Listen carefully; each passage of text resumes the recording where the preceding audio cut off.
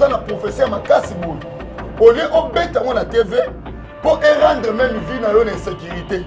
Parce que les partisans ont besoin du président Bazali, ils ont besoin du président Bazali, ils ont besoin pour le président Bazali, ils ont besoin contre le président Bazali. Quand vous avez cette prophétie, il y a manque de sagesse. Il y a comme ça professeur Boul. Et qui même rendre mon pasteur dans l'insécurité. Tshisekedi, écoute, la grâce que tu as, ne badine pas, ne blague pas, sois sage, sois crédible, sois intègre. Si tu blagues, tu badines, tu ne feras que 3 ans et tu mourras par assassinat. Il faut faire attention parce que Dieu voudra que ce quinquennat soit un quinquennat pour apporter un souffle nouveau aux Congolais. Il aura le deuxième mandat mais il ne finira pas, il mourra. Que soit deuxième mandat. La seule chose qu'il peut faire, s'il ne réussit pas la réconciliation nationale, il aura le deuxième mandat mais il ne finira pas, il mourra. On va les pourchasser ici, on verra ça, on les pourchasse par-ci par-là. Si il n'amène pas les peuples à la réconciliation, à des choses. La réconciliation nationale est l'hôtel du pays. Il a dédié les pays entre les mains de Dieu. Et le pays ici n'a pas d'hôtel. Quand vous lisez la Bible, aucun roi qui a confié le pays entre les mains de Dieu a manqué de bâtir l'hôtel pour la nation. Et ça, je regrette les pasteurs. Je parle, ils ne nous écoutent pas. Mais à partir du mois de janvier, je vais commencer à le dire à la télé. Je vais dire ça moi.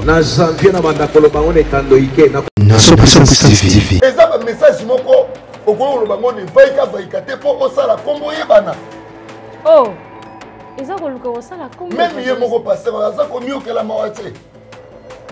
En pleine kit, Nicolas Cher. En pleine kit, Nicolas Cher. Je me souviens que la présidente comme yo pasteur na cher, vous avez sa prophétie. On dit non, la moni président mon pour Je vais parler à Moïse Katumbi. Katumbi, écoute ce que Dieu dit. Si on a arrêté Salomon, c'est quelqu'un qui est à tes côtés, qui voulait prendre la place de Salomon. Voilà pourquoi il était allé voir les gens de l'année. Il a trahi. C'est comme ça qu'on a arrêté Salomon. Les gens qui étaient avec toi, qui sont avec toi, ils te roulent dans la farine sur base d'un seul dossier. Te regardant, te traitant et décidant pour te rouler dans la farine. Ouvre les yeux, sinon on va te retrouver mort sur ton lit. Fais attention avec ton entourage et lag. Donc, Bible Pessimisson, ça comprend de la fois la bateau va élever Andy, président de la République, roi, pour comprendre. C'est pas dit que ton père c'est la prophétie, sauf qu'on soit dit prophétie, il y a président. Pourquoi seulement pour appliquer 1 Timothée chapitre 2 pour prier pour Nango et ça les mati. Yo et qu'on fait ça pour stimuler. Batou on va dans la mauvaise intention pour Namboka. Balouka le lengeni a travailler en fonction de temps et de année, de précision précise. Il y a un moment dans le Ésaïe 7, même si c'est la prophétie, on peut l'annuler et s'il parle l'Éternel des armées, cela n'arrivera pas, cela n'aura pas lieu. Il y a Fayoulou. Dieu a voulu l'enseigner que l'orgueil ne paye pas. Il n'a pas écouté même ses pasteurs, ses véritables conseillers, en se faisant le plus grand de ce pays. Et Dieu l'a réduit en plus petit de ce pays. De ce fait, Dieu voudrait récupérer la manette de commandement des politiciens, parce que les politiciens ne sont plus intelligents. Ce sont des bourriques, ce sont des bois morts. Maison Kati, Eza ya bana ya Congo. Maison Kati, Eza ya bana ya Congo. Maison Kati do, Eza ya bana ya Congo do. Maison Kati do, Eza ya bana ya Congo do. Tozana ba projet belé, Eza nango naturel. Mwamba papa, wana na makasi ya bapapa e tanga bio sukisa e pomade élargissante pona bapapa e pirito voir clair FD purge ba produit ya maison Kati yango wana e tanga Maison Kati amemeli biso ba produit naturel ya bien oyo kotraite nzoto na biso malamu mingi koleka. Plus de détails, kende na Kintuka Pêcheur, avenue Maindombe numéro 99. Référence Carrie Grèce.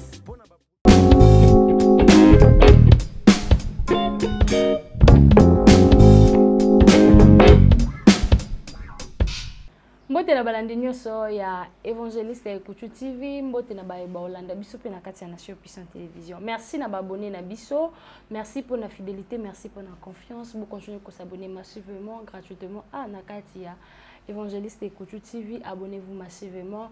Shalom na bana nzambe nyonso to balanda biso partout dans le monde. Merci na bino, c'est grâce à vous que tozo kota kaka chaque jour tozo kota ba nombre ya abonnement ezo bakisama to bosana te ko activer ba cloche de notification. C'est très important. Cloche de notification de la notification ya mbangu za la première personne ya kota la na kati ya Évangéliste Ekuchu. Toza na ba prière d'attaque, toza na ba émission le monde dans l'église. Oye la rabiso vraiment ba actualité na makambo etitotika libanda to ya kokuta na kati église. Donc elongo na binonde to kokende musika. Nazali na Évangéliste Michel Ekuchu, na Évangéliste Michel Ekuchu nde tozo lobela ba sujet oyo ezali awa na mkola lelo et surtout to ko appuyer na ba vidéo nde to mesana makambo ngo zo bakisa makaka ba pasteur ba prophète bazo bimasi ko bima na ba prophétie concernant deuxième mandat ya Félix Antoine Tshisekedi azali président actuel ya République démocratique du Congo que ako umelate na bokonjo azwi lisusu soki atie teti à cause de l'assassiné 3 ans. Donc, ça a 3 ans, on a assassiné. Bonjour, Évangéliste Michel, bonne santé. Bonjour, Naba Nzambe, bonjour, Maman Laetitia Dembo, moi Nzambe, toujours la sourire, très joyeuse à tout moment. Merci beaucoup, Évangéliste. Bonne église, mais déjà les candidats. Notre église, Med, Monsieur Fagé, et de la défense, c'est ça qu'on les a bien. Actuellement, tout préparé. 4 jours à Gênes à sec et je crois semaine prochaine. Il y a des actualités pour attaquer balandaka émission. Qui déjà parti à lundi Zakoya. Nous avons Gênes à sec ici là vendredi 5 jours. Et les jeunes pour la consacrer qu'au fungola année sur les plans spirituels encore. Donc dans 4 Gênes et prières, ils ont makamobele salimaka. Gênes et prières est facile taka. Peut être bien la réponse rapide. Et là on dans 2 ans tant que gêner là moko. Je ne peux réduire.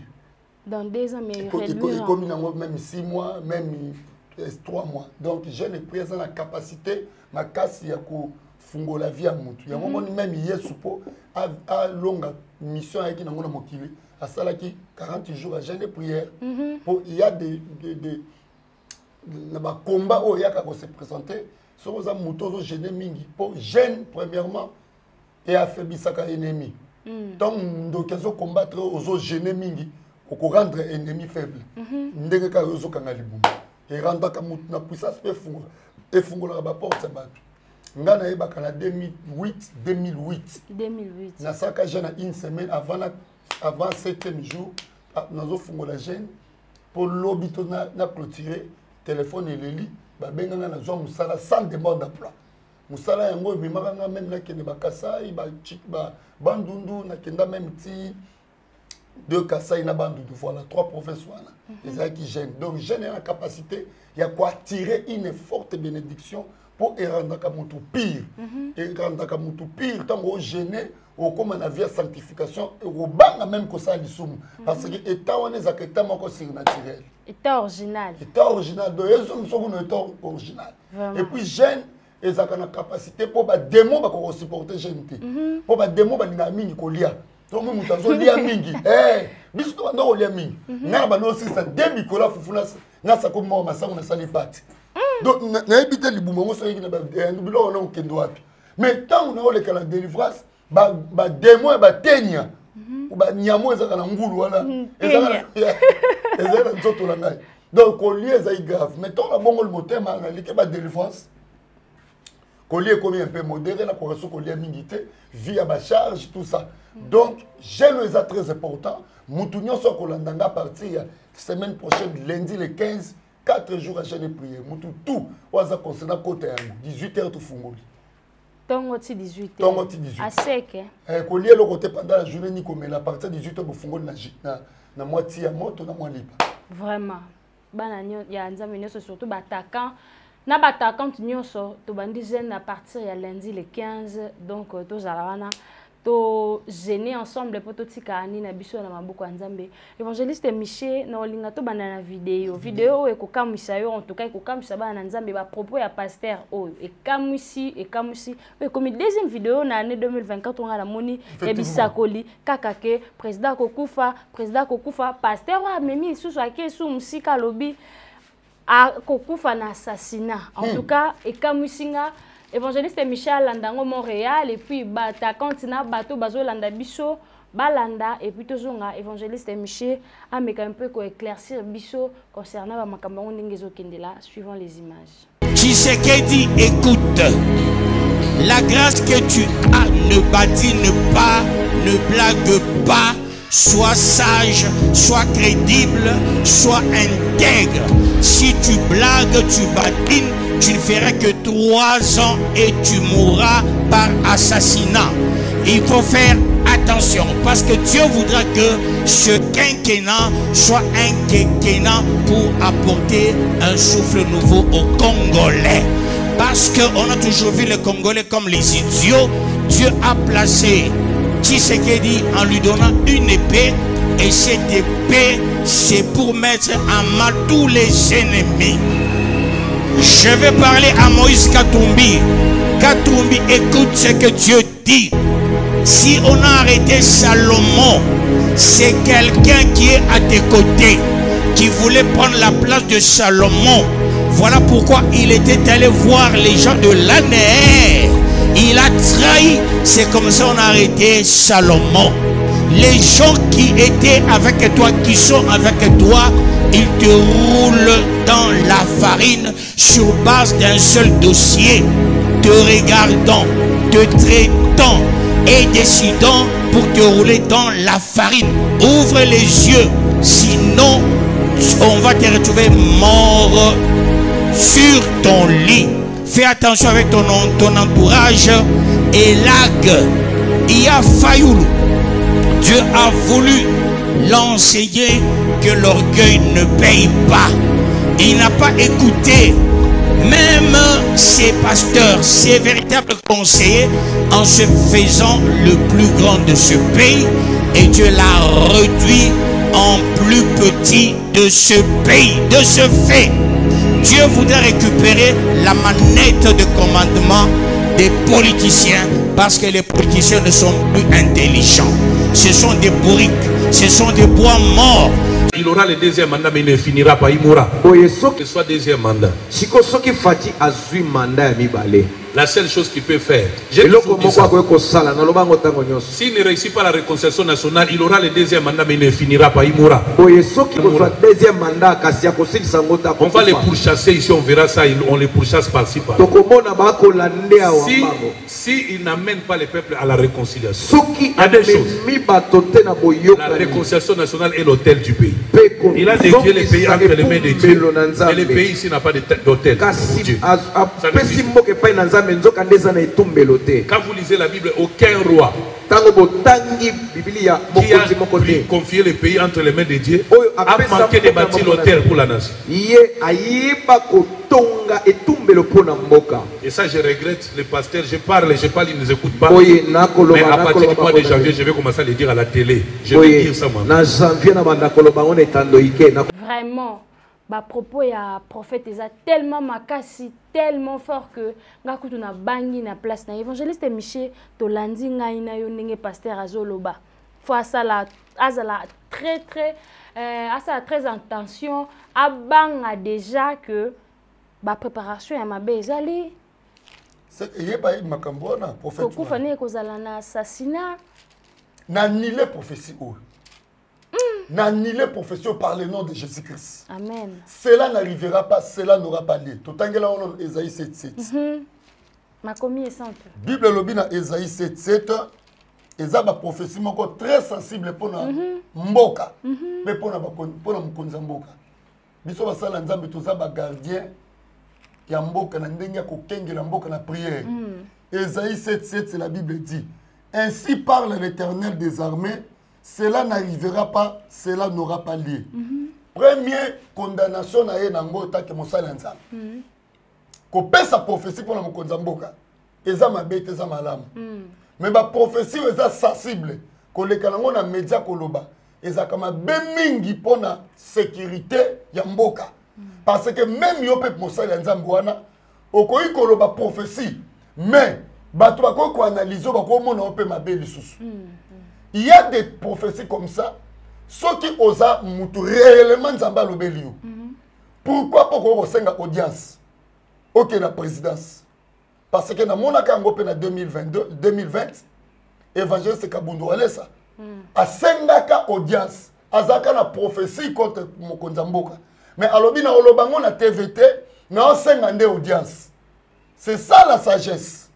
Tant que na prophétie makasi boy au lieu obeta ngo na TV pour rendre même vie na yo na sécurité parce que eza ba partisans ba oba besoin ya président Bazali ba oba linga président Bazali ba oba zaka pour président Bazali ba oba bazaka contre président Bazali. Tant que yo pesi prophétie na manque ya sagesse ya kobimisa prophétie boy et koki même ko rendre moko pasteur na insécurité. Qu'on prédire la mort d'un président de la République, qu'on peut s'appeler précision, il y a 3 ans. Il y a assassinat par balle. Au moins, les politiciens, moi, quoi, Lubaka, Azala Makala, les lois. Politiciens, moi, je crois comme on est que Kiminga, mais Azala, Anda Kolbaminga, Azala Kadogo, Abi, le président Félix, a Kosuka na balle, na Moutou. C'est l'autre Osuka Zahabi, na Makala. Il ne faut pas jouer avec le président de la République. Il faut plutôt prier pour lui. Il faut prier pour sa famille. Il faut prier parce que Nzamba Lobi, toute autorité vient de Dieu. Oui. Nzambe Mouta établi Saka. Oui. Nzambe pe Moutou a renversé Saka. Nzamba ko renversé Moutou, moko pa tombola Moutou mususu. Wana Saka selon la souveraineté na. Mais tant que yo mosala Nzambe, oui to boy do prophétique. Est-ce que yé mo ndalo prophétiser? Prophétie de déranger, ouais, prophétie dérange. La prophétie ne dérange pas, mais si la prophétie est mal orientée, mal prononcée, et qu'on ait même conséquence, c'est un prophète. Tant que vous avez cette précision, bon, pour Nangaï, si vous avez un message, message, très capital. Non, il est sensible pour Mboka, même pour la Mboka. Qu'est-ce qu'il faut faire? Si vous avez un tinga, nous avons besoin d'audience dans la présidence. Nous avons un message sensible. Voilà la sagesse. Au lieu de bimisa, que aux autres préciser, si on a une audience, alors la précision il faut que nous ayons peut-être après sur l'occasion qu'on a la présidence. L'homme est calmement la kati.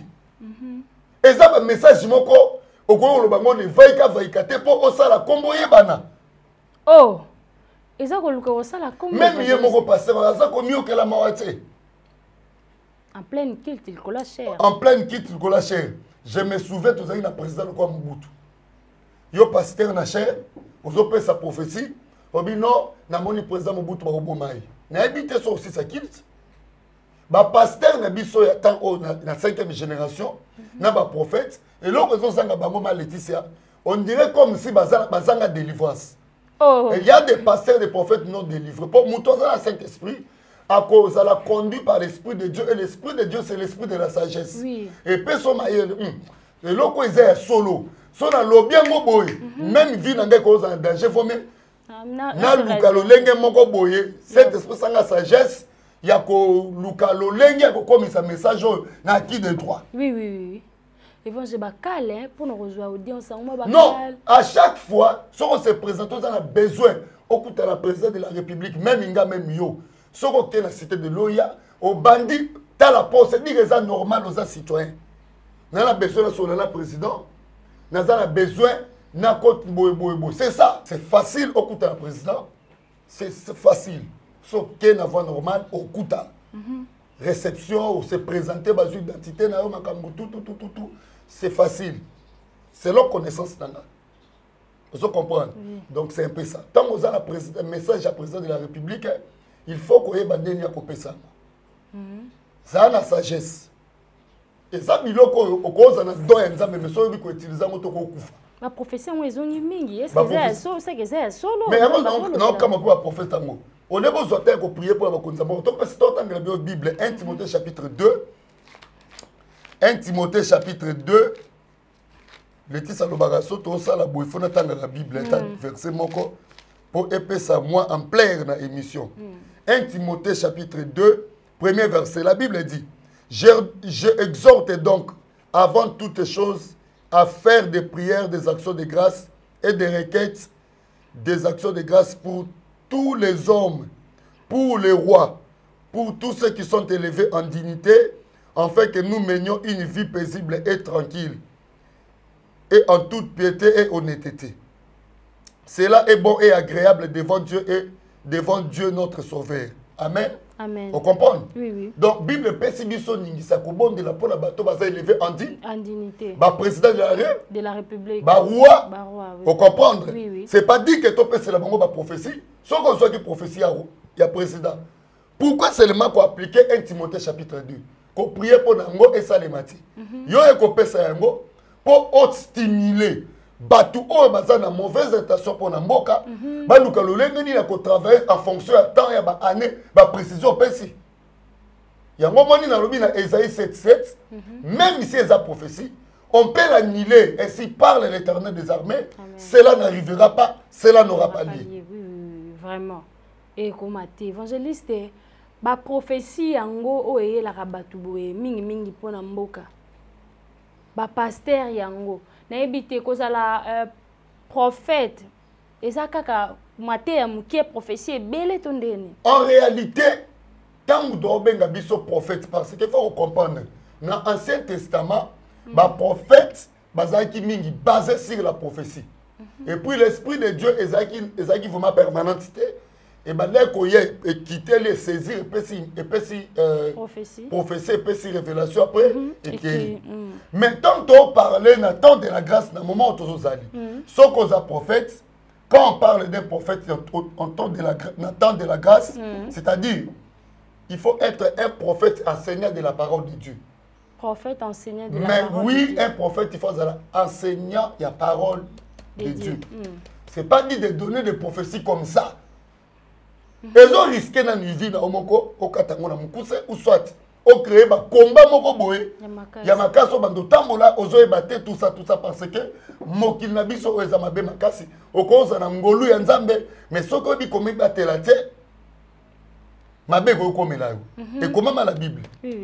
Proverbe 22, verset 3. La Bible dit l'homme est prudent, voit le mal de loin et se cache. Tant qu'on a prudent, aux a prudent. Comme et lorsqu'on a lobby malgré nzambe muta lobby na musika et qu'on a problème tikala memelango boy ou ça na ça lango boy Saint Esprit sunganga pesanga ba orientation le lengeni na ko sale la message au nazui vraiment évangéliste Michel na mona prédication moko pe na en ligne pasteur moko azote abi normalement ba prophète ba kokoza ko sala ba église té bino ba évangéliste ndé okoki ko benga une église aye à prophétiser na normalement na normalité jamais prophète akoko ça l'église est-ce que oza pour to contre Matthieu wana non naza ni contre ni pour parce que na ebi actuellement nous sommes au temps de la grâce selon Éphésiens chapitre 4 verset 11 Bible peut citer sur tous les 5 ministères. Oui. On comprend dans tous les 5 ministères où l'équipe Ninga Azati. Tous un pasteur, prophète, évangéliste, docteur ainsi que pasteur, prophète, évangéliste, docteur et apôtre. 5 ministères. Dans tous les 5 ministères, on a des Bibles est allé Sibiso. Oh, il y a l'équipe Ninga Azati. Parce que dans mon église, nous sommes pas comme un pasteur, il faut comme un évangéliste. Et ça penza autobenga penza erreur moko grave. Un évangéliste, nzamba ko pesa grâce à conduire l'église. Un prophète, nzamba ko pesa grâce à conduire l'église. C'est-à-dire pasteur Yolanda ko ça erreur. Au cause un prophète, mais nzamba pesa grâce à paître ba brebis. Parce que tout ça na temps de la fin, il faut ba tout bas enseigner. Vous comprenez? Il faut enseigner la parole de Dieu. Il faut la connaissance de la parole de Dieu. Alors, tous les 5 ministères au Bible, nous sommes là premièrement pour enseigner la parole de Dieu. Parce que la parole de Dieu, c'est la vraie prophétie. Prophétie numéro 1, c'est la parole de Dieu. Et parmi les 5 ministères, il faut qu'on a 1 Corinthiens chapitre 14, 1 Corinthiens chapitre 12, qu'on parlait sur les dons du Saint-Esprit. Nous avons 9 dons du Saint-Esprit. Dans 9 dons du Saint-Esprit, nous avons don de la prophétie. Alors, don de la prophétie est qui parati. Au cause de la prophète, nous avons la don de la prophétie. Nous avons parlé sur le temps, il y a grâce. Au cause de l'évangéliste, mais nous avons la don de vision et la don de la prophétie. Bible lobby, Saint-Esprit, il y a un de pesa kabadon nango. Net singa la évangéliste. Mais à un moment donné, la prophétise a la vision. Vous comprenez? Au moins, la vision est ma kamamboka. Si on a une vision, on est sensible. Il faut qu'on m'y connaisse, on est conseil là. Que on est copesse. Na mona qui vision à présent la tenir na arme. Vous comprenez? Et ça vision copesse. Mais tant on a la vision, bazo combattre le président. Yo quoi qu'on a média comment? Ezali manque ya nini? Ya sagesse. Et ensuite, ceux qui osa mosala nzambe, on parle pas dans délivrer cité. On va nous commettre des erreurs. Et on va prophète en gros, bazoa repère sa prophétie. Et ils ont bête libanda. Libanda banzadi. Banzadi makas. Avant élection, tous les na prophète on le baki na ba candidat nyonso, na moni moko akufi, na moni moko za na ni na chaise roulante. Mais avant élection ça les to moni candidat moko akufi te to moni mo patamo na chaise roulante. Moi yo non à cause de la président mais ba ko chasser le kuta glissement. Oh, la monnaie glissement. Ma professeur de paix sanitaire dans le prophète, tu vois, là, sur le tali, bango bien.